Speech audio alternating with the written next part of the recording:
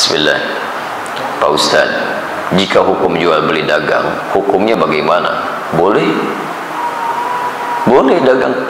Kalau tidak boleh, masa Nabi mempraktekkan dagang? Nabi kan pedagang. Bahkan sebelum jadi Nabi, sudah berjual beli. Beliau mengambil barang dagangan dari Sayyidah Khadijah, yang lantas kemudian menjadi istri tercinta beliau dalam kehidupannya. Didampingi oleh Maisarah, kemudian berdagang sampai ke Syam. Ya, Masya Allah. Dan ketika berdagang, itu Nabi itu kalau dagang gak pernah kembali modal, Pak. Gak pernah kembali modal, kembali untung. Untung lagi, untung lagi, untung lagi. Dan bukan cuma untung, yang berdagang dengan beliau, yang membeli, itu senang. Nabi bisa terbayang gak? Beliau untung, pedagang lain juga merasa nyaman, dan pembeli juga merasa senang. Jarang-jarang ada orang begitu. Ya, jarang-jarang. Kalau pedagang untung, biasanya pembeli kecewa, gitu kan? Baik, umumnya demikian. Baik, sedapat mungkin Anda tawar supaya mendapatkan kenyamanan-kenyamanan. Tapi kalau pembeli untung, pedagang kecewa. Silakan cek, pembeli misalnya nawarnya kebangetan. Sudah beda 50 pun nggak dilepas juga, gitu kan? Baik, nah di sini menarik ini. Nabi itu kalau berjualan, pembeli senang, beliau untung. Sehingga semua orang tidak dirugikan dalam hal ini. Dan hebatnya nanti konsep dagangnya Nabi Sallallahu Alaihi Wasallam ketika diajarkan pada para sahabat itu, Masya Allah, tidak ada di antara mereka yang juga kembali modal. Semuanya untung, untung semuanya. Silakan Anda lihat. Misal ada sahabat Uthman bin Affan radhiyallahu taala anhu. Ada sahabat Abdurrahman bin Auf radhiyallahu taala anhu. Sebelumnya ada sahabat Abu Bakar radhiyallahu taala anhu. Banyak para pedagang di zaman Nabi, teman-teman sekalian, ketika mereka sudah masuk Islam, dilatih oleh Nabi bagaimana cara berislam yang baik dan diterapkan dalam kehidupan sesuai dengan pekerjaan mereka. Maka Masya Allah, dagangannya berlipat-lipat untungnya. Bukan cuma untung dunia, tapi untung akhirat. Tidak sedikit di antara pedagang di masa Nabi bukan cuma kaya dalam urusan dunia yang asetnya sampai sekarang masih ada, tapi juga dijamin surganya tanpa hisab. Saya beri contoh, Uthman bin Affan radhiyallahu taala anhu. Sebelum masuk Islam, pebisnis. Setelah masuk Islam, kayanya luar biasa. Silakan antum, saya berdoa mohon pada Allah, kalau yang belum umrah, belum haji, insya Allah diikhtiarkan ya, ikhtiarkan, insya Allah mudah-mudahan dipercepat oleh Allah Subhanahu Wa Taala untuk bisa berhaji atau umrah. Nanti saat ke Madinah main ke satu tempat, terdapat di dalamnya tapak-tapak kesuksesan Uthman bin Affan radhiyallahu taala anhu. Di antaranya beliau masih punya aset sampai sekarang. Ada sumur yang pernah beliau bebaskan ketika dimonopoli oleh Yahudi. Mau minum bayar. Kata Uthman, saya beli sampai semuanya, akhirnya dibeli Uthman, kemudian dibebaskan. Yang mau minum ambil aja. Sekitaran area sekitarnya ada tanah cukup luas, dibeli oleh Uthman bin Affan radhiyallahu taala anhu. Saya beli, tanamin kurma. Yang lapar ambil, gak usah bayar.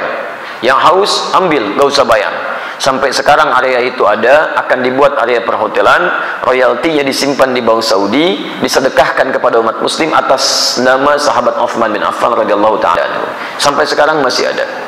Abdurrahman bin Auf radhiyallahu taala anhu itu diembargo, ya, bukan cuma diembargo, dirampas hartanya saat di Mekah. Pergi ke Madinah cuma pakaian yang melekat di badannya. Baik, begitu sampai di Madinah, diterima oleh orang paling kaya di Madinah. Kata orang ini, sami'tu annaka kunta ghaniyan bima ma'na. Saya dengar kamu jatuh fakir saat di Mekah. Kalau ingin kaya lagi, ambil setengah kekayaan saya. Kalau ingin menikah cari pasangan, pilih pasangan terbaik di sini. Maka saya akan fasilitasi. Masya Allah.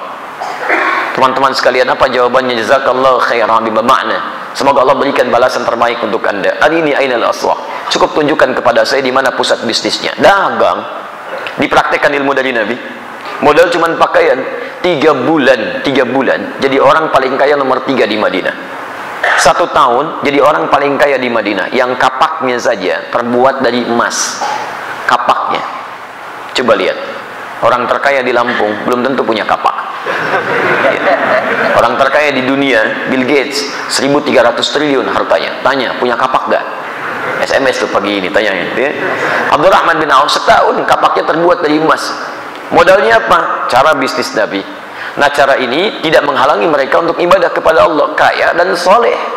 Silakan cek, kita buka kitabnya Imam An-Nawawi. Imam An-Nawawi punya kitab namanya At-Tibyan fi Adab Hamalatil Quran. Lihat versi Arab, dia cetakan Darul Kutub Al-Islamiyah. Warnanya merah marun, halaman 38. paragraf yang pertama, baris 1 sampai baris yang kedua paling atas sebelah kanan. Kata Imam An-Nawawi rahimahullah, sahabat Utsman bin Affan, Abdurrahman bin Auf, ada Abu Darda, itu orang-orang, ada lagi At-Tamimi, itu orang-orang yang luar biasa. Tamim Ad-Dari, bukan At-Tamimi, Tamim Ad-Dari, yaitu malamnya di antara kesibukan mereka masih bisa menunaikan tahajud sampai khatam Al-Quran, sampai khatam Al-Quran. Jadi pendekatan kepada Allahnya luar biasa. Makanya Allah buka rezeki mereka lebih daripada yang lain. Jadi kalau anda ingin dapatnya rumusnya begini. Kalau anda punya permintaan yang lebih daripada orang lain, maka dekati Allah dengan cara ibadah yang lebih daripada orang lain. Orang lain tidur, anda bangun. Orang lain sedikit-sedikit tidur, anda sedikit tidur. Orang lain sedikit-sedikit makan, anda sedikit makan. Puasa rajin, tahajud rajin, ikhtiar juga rajin. Nanti dengan ikhtiar itu Allah mudahkan jalan keluar anda. Wa may yattaqillaha yaj'al lahu makhraja wa yarzuqhu min haitsu la yahtasib. Demikian di Quran surah ke-65 ayat 2 sampai 3. Nah, saya persingkat jawaban untuk pertanyaan anda di sini. Kalau anda ingin berubah lebih baik, itu dikumpulkan oleh para imam hadis dalam kitab-kitab hadis. Disebut dengan Kitabul Buyu', bab tentang pembahasan bisnis dari Nabi SAW.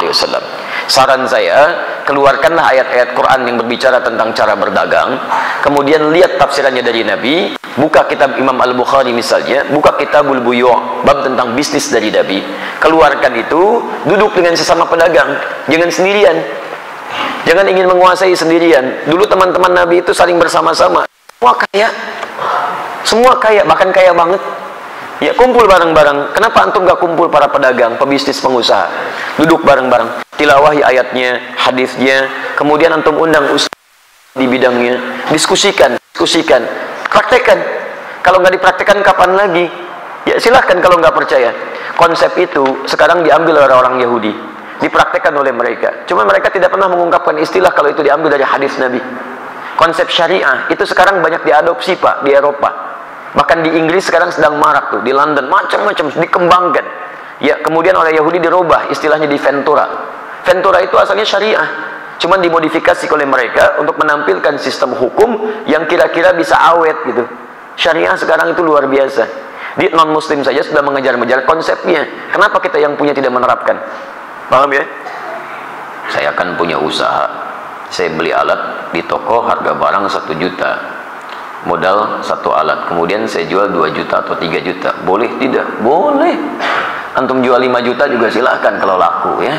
Baik, alhamdulillah. Yang penting antara din minkum, ada yang ridha satu dengan yang lainnya, kemudian tidak markup, tidak gharar, tidak menipu. Di orang itu wajar menilai. Antum beli 1 juta, dijual 5 juta. Kalau kaidah boleh saja. Tapi kan juga pembeli akan melihat wajar apa tidak. Ya kalau tidak wajar jangan akan beli. Ya, ada yang jual Nokia 3315 sekarang, misal dijual 10 juta, ada yang beli nggak?